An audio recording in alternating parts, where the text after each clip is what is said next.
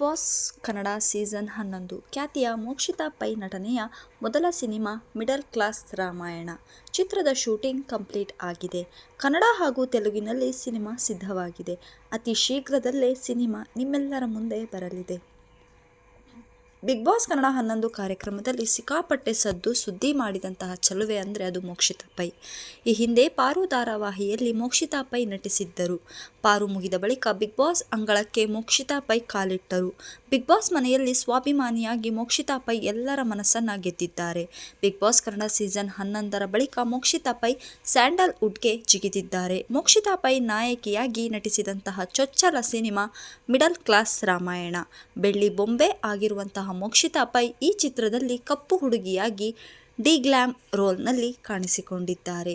ಧನುಷ್ ಗೌಡ ನಿರ್ದೇಶನದ middle class Ramayana ಚಿತ್ರದಲ್ಲಿ serial ಹಾಗೂ ರಿಯಾಲಿಟಿ ಶೋ ಖ್ಯಾತಿಯ ಮೋಕ್ಷಿತಾ ಪೈಗೆ ಜೋಡಿಯಾಗಿ ವಿನು ಗೌಡ ನಟಿಸಿದ್ದಾರೆ. ಇದು ಮಧ್ಯಮ ವರ್ಗದ ಬದುಕಿನ ಸುತ್ತುವಂತಹ ಚಿತ್ರ. ಸಿನಿಮಾದ ಹೀರೋ ಕಪ್ಪು ಹುಡುಗಿಯನ್ನ ಮದುವೆಯಾಗುತ್ತಾನೆ. ಆ ಕಪ್ಪು ಹುಡುಗಿಯ ಪಾತ್ರದಲ್ಲಿ ಮೋಕ್ಷಿತಾ ಪೈ ಅವರು ನಟಿಸಿದ್ದಾರೆ. ಚಿತ್ರದ ನಾಯಕ ಕಪ್ಪು ಹುಡುಗಿಯನ್ನ ಯಾಕೆ ಇಷ್ಟಪಟ್ಟು ಮದುವೆಯಾಗುತ್ತಾನೆ, ಮದುವೆಯಾದ ಮೇಲೆ ಏನೆಲ್ಲ ಸಮಸ್ಯೆಗಳನ್ನು ಎದುರಿಸುತ್ತಾನೆ ಎಂಬುದು ಚಿತ್ರದ ತಿರುಳಾಗಿರುತ್ತದೆ.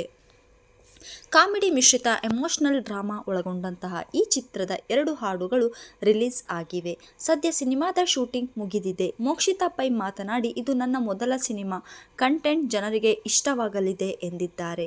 ಚಿತ್ರದ ನಿರ್ದೇಶಕ ಧನುಷ್ ಗೌಡ, ಮಿಡಲ್ ಕ್ಲಾಸ್ ರಾಮಾಯಣ ಕನ್ನಡ ಹಾಗೂ ತೆಲುಗಿನಲ್ಲಿ ಸಿದ್ಧವಾಗಿದೆ. ಆದರೆ ಮೊದಲು ಕನ್ನಡ ಭಾಷೆಯ ಸಿನಿಮಾ ರಿಲೀಸ್ ಮಾಡುತ್ತೇವೆ. ಚಿಕ್ಕಬಳ್ಳಾಪುರದ ನಂದಿ ಬಗ್ಗೆ ಮಾಡುತ್ತಿರುವಂತಹ ಸಿನಿಮಾ ಇದಾಗಿದ್ದು ವಿಭಿನ್ನ ಕಥಾ ಹಂದರ ಹೊಂದಿದೆ.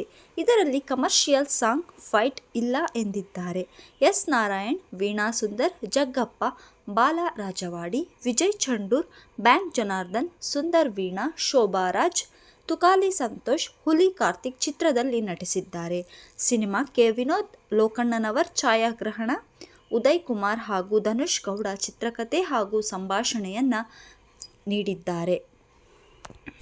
ಇದು ಬೆಳ್ಳಗಿನ ಸುಂದರಿಯಾದ ಮೋಕ್ಷಿತಾ ಪೈ ಅವರು ಕಪ್ಪು ಹುಡುಗಿಯಾದಂತಹ ಕಥೆಯಾಗಿದೆ.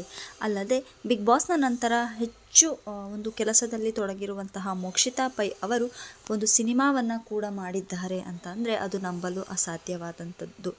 ಅಲ್ಲದೆ ಇವರು ಮುಂದೆ ಸೀರಿಯಲ್ನಲ್ಲೂ ಕೂಡ ಕಾಣಿಸ್ಕೊಳ್ತಾರೆ ಅನ್ನುವಂತಹ ಒಂದು ಸುದ್ದಿ ಹರಿದಾಡ್ತಾ ಇದೆ. ಅದು ಯಾವುದು ಸೀರಿಯಲ್ ಅನ್ನೋದು ಕೂಡ ಇನ್ನೂ ಕೂಡ ಗೊತ್ತಾಗಿಲ್ಲ.